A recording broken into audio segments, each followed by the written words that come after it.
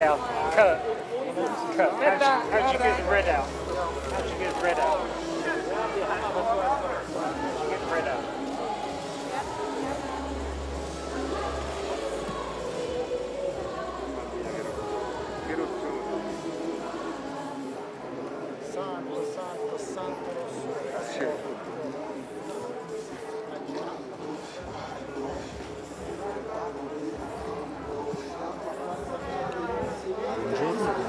Good afternoon, welcome. I must say that I am very excited because it's the first time that I physically meet who's about to come here beside of me. Last night after the awarding ceremony, the Golden Lifetime Achievement, Roberto Benigni calls me to thank us for the fiction. He spoke of the love that we followed throughout his career, and now I think it is our time, it is time for us to express to him our gratitude for how he has been able to make our more richer, to make it more fun, and to give us the feeling for life. Roberto Benedict.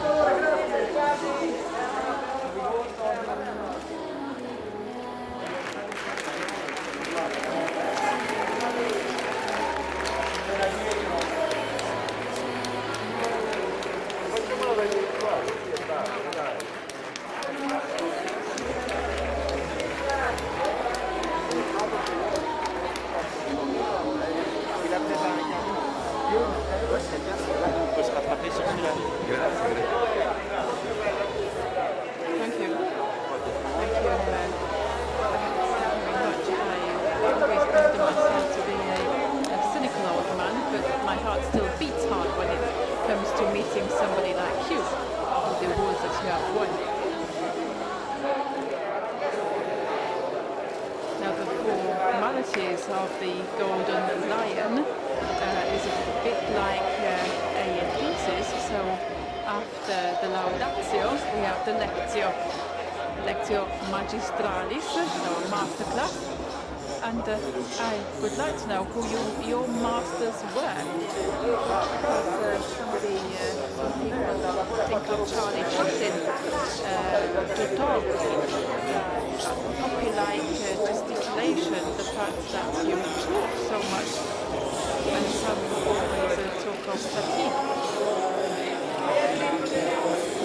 Thank you, I'm very honoured. Going to act as a moderator. I don't really know how to define your position here. Here in this place, I estimate your work very much. I admire what you have written as a critic and as a writer. I was a critic myself with Renzo Arbore. How come to perform without seeing it? That was incredible. So that was the point of the he was a critic, was unique. No, my march, if you mention some names, I mean, it's like saying the sun, the sky, and all the elements of the cinema. Chaplin, Tati, Dodor, Buster Keaton. These are all names that are not just the masters. They are images, they are feelings, they are unreachable. And for this reason, they are models that we have to refer to. We have to delve deep into their teachings.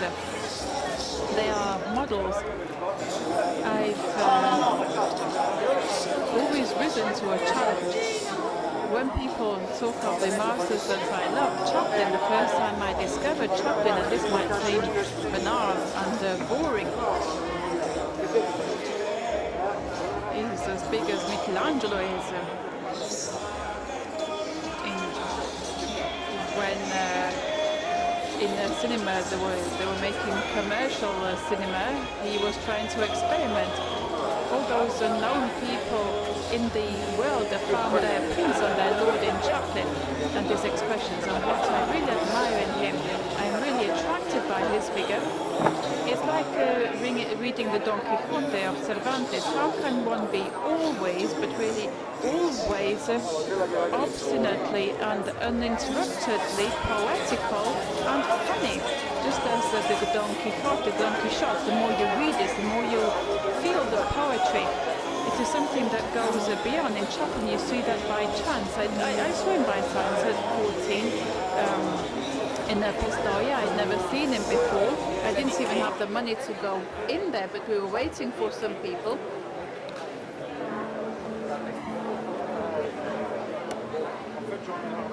And I think that I might have skipped the ticket boxes because I don't think I had the money for it. But I was speechless. I came out of that show really speechless.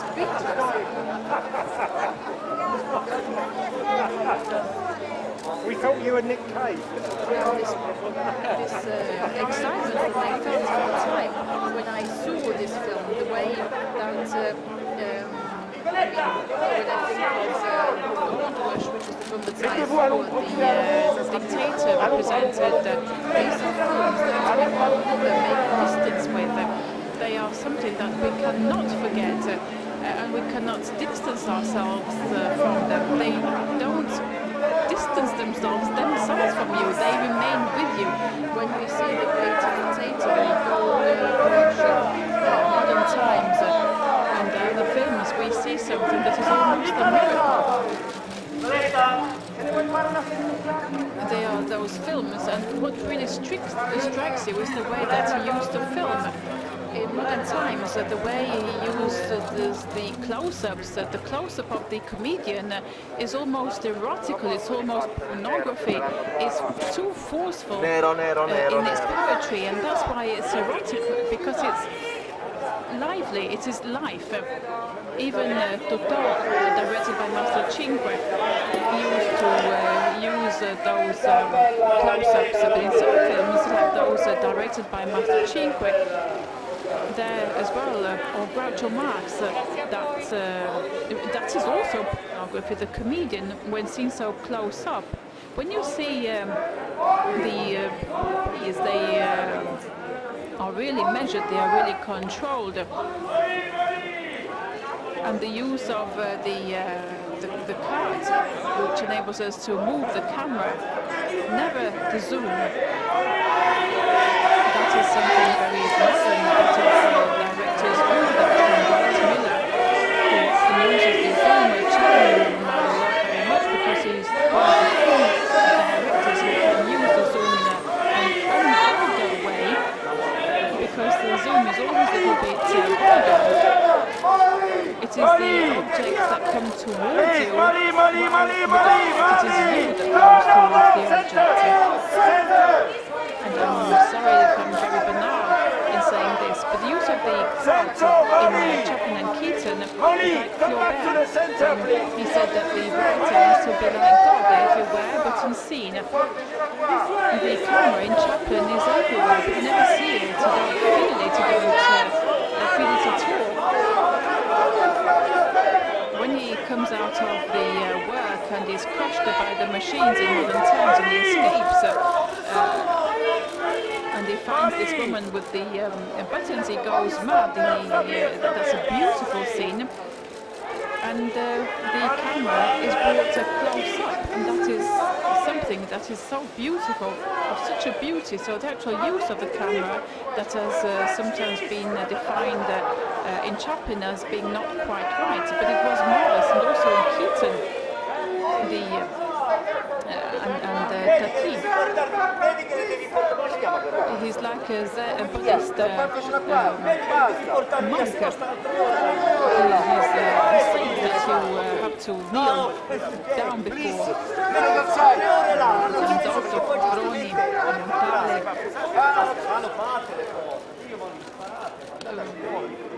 I'm thinking of a wait which requires days and days, that he could wait days and months just for one scene, for that leaf falling on that wheel in the way he wanted it, so the ability to wait. So I have this really religious love towards them.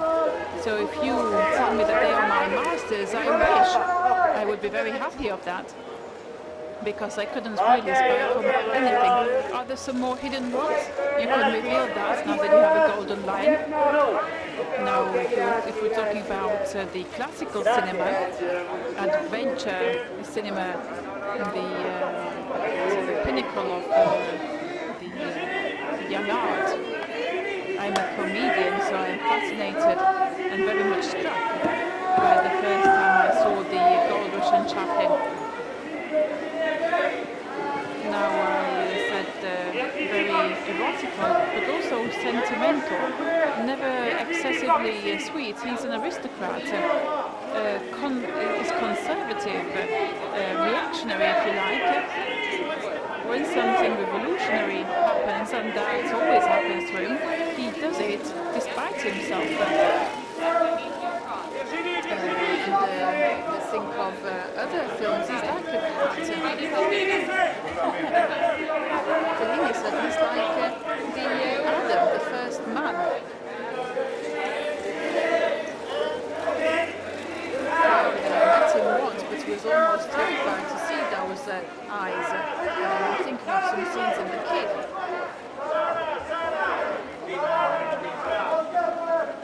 These are masters. It's like talking of the Renaissance, of the physics which have been discovered by the great scientists, Copernicus or Galileo, and then others that are not comics. I like the spiritual directors who have their own religiousness. Last night I spoke of sentiment in the human soul. We have numerous steps. We have our instincts, which also belong to the animals, and then we have our emotions, and then at the very tip, as Whitman says, the flowery tip, that is where the sentiments are. So the directors who express sentiments. My mother, when I was little, used to say, "Study, Roberto. You must study, because studying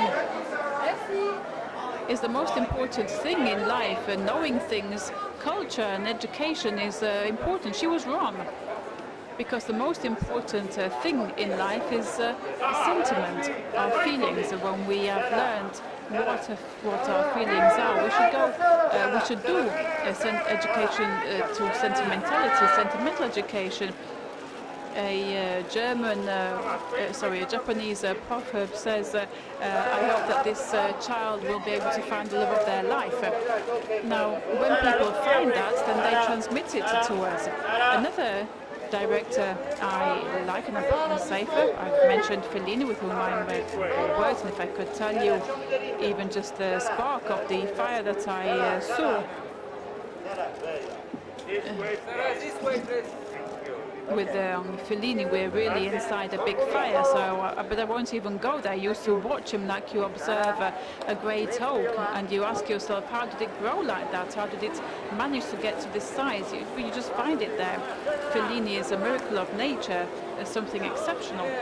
His films fall in love with the way that he used the photography in Gianni Di Venanzio, for example, was a genius of photography. Those movements where everybody actually looks inside the camera. These were marvelous revolutions, something unprecedented, everything that he did in the cinema. And then going into his entrails, like Dante Alighieri, saying, I found myself in the midst of that dark forest. Tolstoy said, paint your village and you will find the world. In Amarcord, Fellini spoke of his internal village of Rome, for example, seen from underground, his unconsciousness, not only of himself, but also of the entire city, to see everything that is underneath, a city which is described in the depths, in the darkness, La Dolce Vita, which is hell, dressed up as paradise. Fellini was terrified of La Dolce Vita and Mastroianni. it was a form of exorcism. But this cinematography, and some will say he didn't use his camera like Wells or others. Perhaps he's like Picasso, Stravinsky or Kafka. Perhaps he hasn't changed the history of cinema, but he's the greatest director of the 1900s. That is undoubtable. Bogart, who is not the greatest director, changed the history of cinema. It's undoubtedly that something changed with him, but he's not the greatest of the 1900s. Fellini is undoubtedly the director that has made the most masterpieces. Dolce Vita has at least 20 great scenes. Just one of those would be sufficient to make an entire film. The effort to set up the metaphor of the film on Otto Mezzo of setting off that spacecraft isn't just an idea for a director who wants a science fiction. It is a metonym. To launch a film. To launch a film is like allowing a spacecraft to take off. That is the effort which is put into all of that. Now, sometimes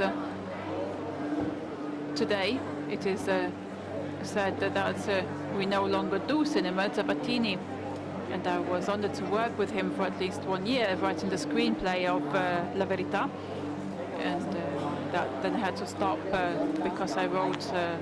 I was working with Ferrero. He wrote the entire screenplay, but for 1 year he said to me, "Observe what I do." That's what he said to me. For 1 year, I was in his home from morning to afternoon, watching him as he wrote. He says to her, and she says to him. He taught me how to treat the subject of a cinematographical subject. And what happened was that which he had said would happen, not the neorealism, but what was called the poetics of the following. The fact that one follows. One day, somebody once said, one day everybody will have a camera, and that's what has happened. This is the present. Everybody has a camera in their mobile phones. There are so many images. The image itself has lost its purity. It has left its reason for being, and its mystery. The mystery of cinema sometimes got lost. Our eyes are bored of seeing images. Once it was more pure, a force, a greater force. Everything has become smaller. And I remember that Togliatti said we come from far away and we're going far away. Now it seems to me that people are coming from very close up. They're going to somewhere which is very close by. And I could give lots and lots of examples of Pennywell is another one, another director that I like very much. We're talking about John. Pennywell is also has a great religiousness. I heard those spiritual directors sometimes, because he's a surrealist poet. If you read his biography, you can understand how much cinema there is in his cinema there is in his life, and how much life there is in his cinema. And yet, his films are full of spirituality. He and Fellini, it is not by chance that I put them together, because they both express their art using the language of dreams. This is an attitude that they alone have achieved. In Fashion di Scritto della Borghesia, one of the films of Buñuel that I appreciate the most, it refers to the unconsciousness. The language of that film is a language of the dream. Not because it allows us to dream an adventure, but because it uses the language of a dream. And Buñuel uses that language like Fellini in Otto Mezzo. You can see that. It's as if he were inside us. He shows us everything gets bigger, ourselves, our fears, our unconsciousness, the way we are inside, even the most terrible parts of ourselves, because everybody, all of us have a low side. The great directors aren't always fashionable because of these reasons, and then I can list some great films. But I Barry Lyndon in 2000 Odyssey to Space, Hitchcock, The Woman Who Lived Twice. There again, the dream, this dreamlike quality. After Truffaut, Hitchcock. Now you spoke of directors, now let's talk about acting styles and acting.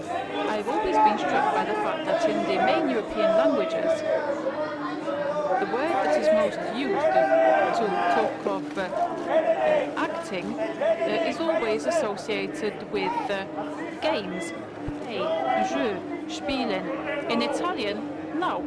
In Italian, as if we have removed that idea, but I like it. I like that better because it isn't a game, it's a serious job.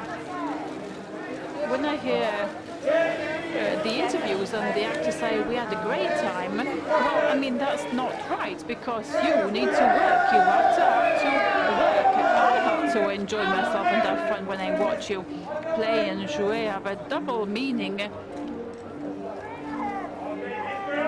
We translate it with giocare. They have the same sound, but they mean two very different things. They can mean two very different things. So it's not a game. I mean, we can say that the cinema is a nice toy. Wells said it is the best electric train that was ever invented. And that's true, because we have to maintain our purity, we have to maintain our childlike qualities, our purity.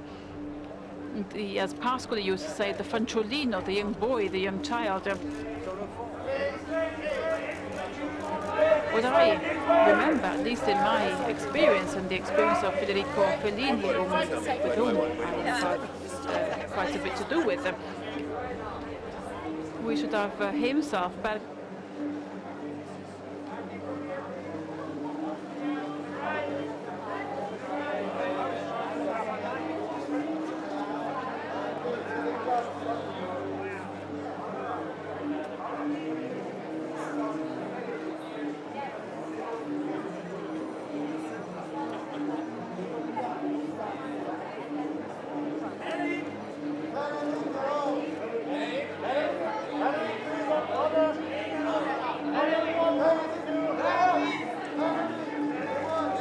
Benedict, this way, please!